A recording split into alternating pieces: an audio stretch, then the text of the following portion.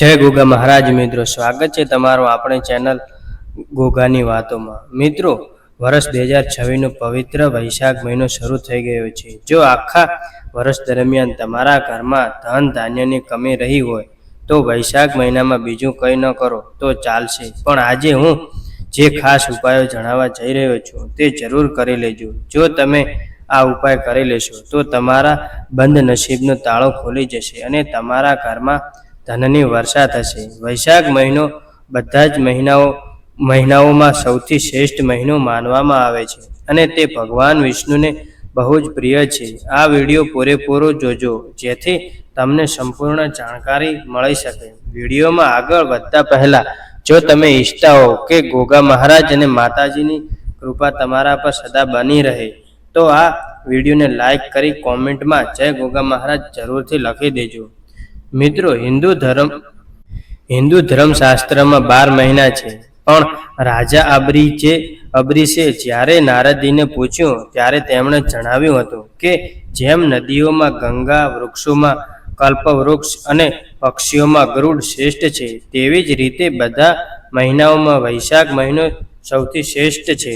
આ મહિનામાં પવિત્ર નદીઓમાં સ્નાન, દાન અને પુણ્ય કરવાનું બહુ જ ખાસ મહત્વ છે। પિતૃઓ માટે તર્પણ કે પિંડદાન કરવાથી પિતૃદોષ દૂર થાય છે। તો ચાલો જાણીએ 2026ના આ વૈશાખ મહિનામાં કરવા જેવા 10 મહા ઉપાયો।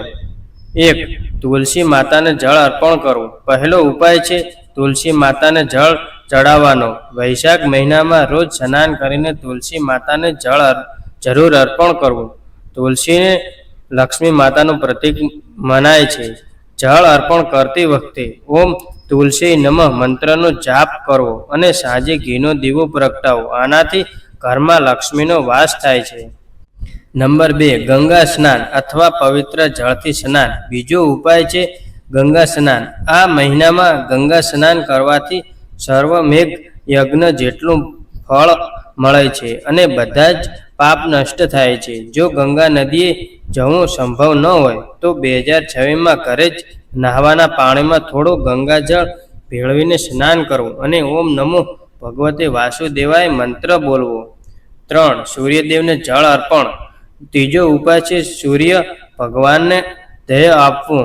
વૈશાખ મહિનાની સવારે તાંબાના લોટામાં જળ, લાલ ફૂલ, કંકુ અને થોડા ચોખા નાખીને ઓમ સૂર્યાય નમઃ બોલી સૂર્યદેવને જળ ચડાવવું। આનાથી શારીરિક કષ્ટો, માનસિક તણાવ અને આર્થિક તંગી દૂર થાય છે। 4. ભગવાનના પદ્મનાભ સ્વરૂપનું ધ્યાન। જો તમારું દાંપત્ય જીવન સુખી રહે તેવું ઈચ્છતા હો તો શ્રી હરિ વિષ્ણુના માધવ અને પદ્મનાભ સ્વરૂપનું ધ્યાન કરવું। ભગવાનને તુલસીના પાનવાળી મીઠાઈઓ કે ખાંડનો ભોગ ધરાવો। નંબર 5. પીપળા અને વડલાના વૃક્ષની પૂજા। પાંચમો ઉપાય છે પીપળા અને વડલાની પૂજા।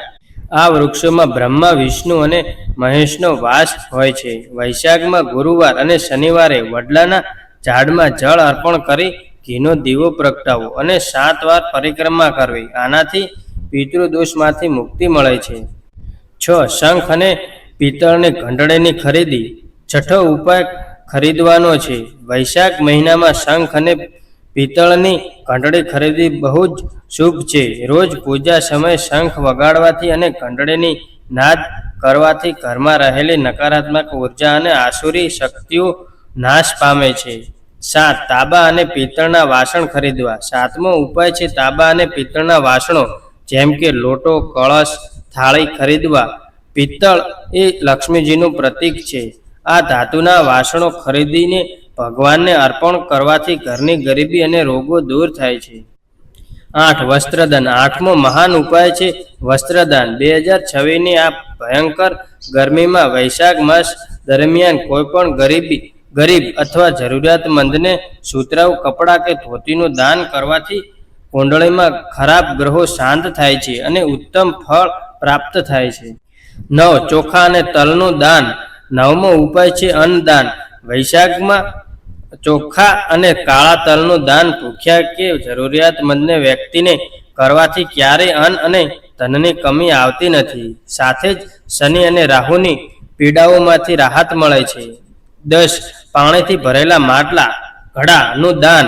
10મો અને સૌથી મોટો ઉપાય છે જળદાન. વૈશાખની કાળઝાળ ગરમીમાં નવમો માટીનો ઘડો લાવી તેમાં ઠંડુ પાણી ભરી કોઈ જરૂરિયાતમંદને દાન કરવું અથવા જાહેર જગ્યાએ પાણીની પરબ બેસાડવી.